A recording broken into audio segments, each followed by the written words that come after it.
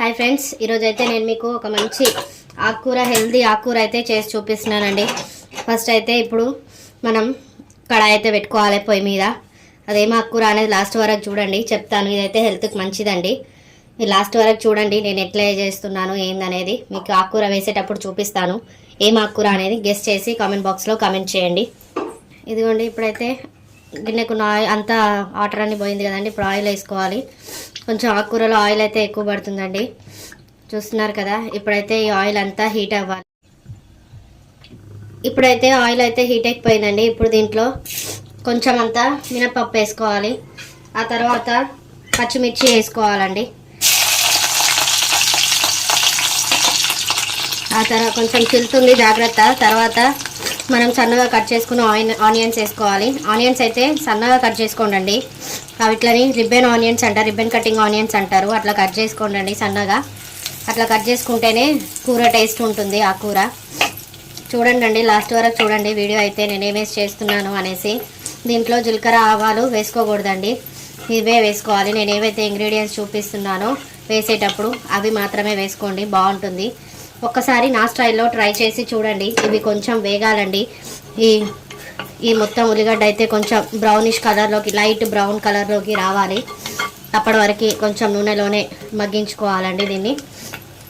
మనకు ఈ మినపగుండ్లు ఏ కూరలో వేసుకున్నా, ఏ తాలింపులో వేసుకున్నా చాలా బాగుంటాయి. పంటి కింద కరకర అని తగులుతుంటే పిల్లలైనా ఇష్టంగా తింటారు.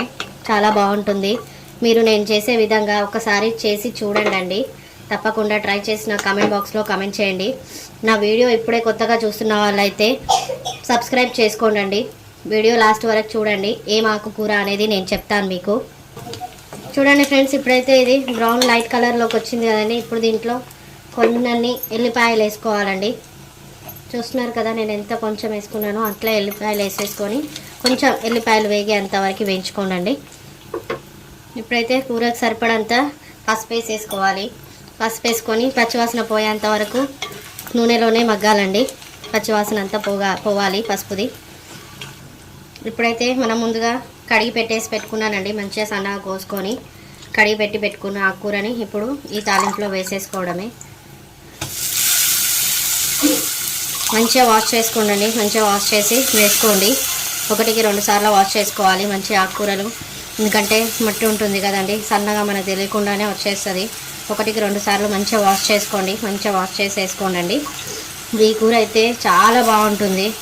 ఇది చాలా వరకు దొరకదు, తక్కువ దొరికినా కూడా చాలా ఎక్కువ రేట్ అండి. ఇది మనకు మార్కెట్స్లలో ఒకప్పుడు దొరకకపోయేది మార్కెట్స్లో, కానీ ఇప్పుడు దొరుకుతుంది.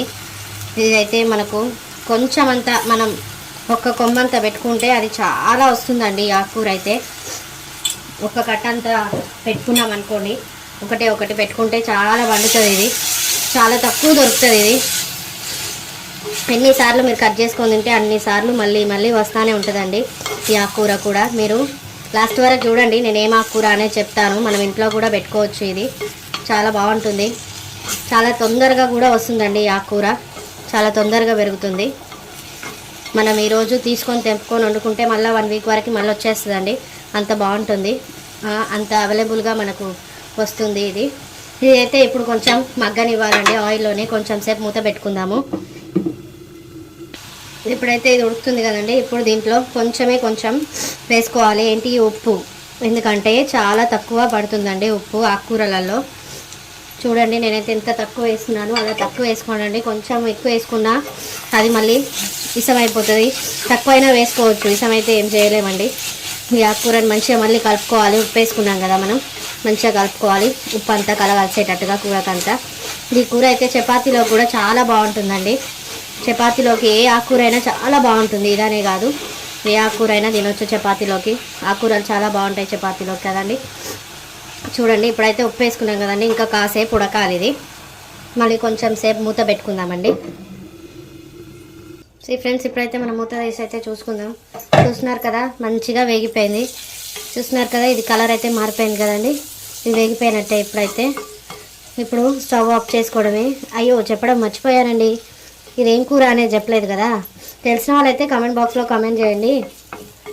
ఈ కూర పేరు ఏంటంటే పొనగంటి కూర అండి. ఈ కూర అయితే చూస్తున్నారు కదా, తెలిసిన వాళ్ళు కామెంట్ బాక్స్లో కామెంట్ చేయండి. తెలియని వాళ్ళు మొత్తం చూసి మీరు ట్రై చేసి లైక్ చేసి కామెంట్ చేయండి. మీరు చూస్తున్నాక నేను చేసినట్టుగా చేయండి. మీరు ఎప్పుడైనా ఇలా చేశారో లేదో నాకు తెలియదు. తెలిసిన వాళ్ళు చూసి నేను చేసినట్టుగా చేసే వాళ్ళు కూడా కామెంట్ చేయండి. చేయని వాళ్ళు కూడా కామెంట్ చేయండి. Thanks for watching. Please subscribe my channel.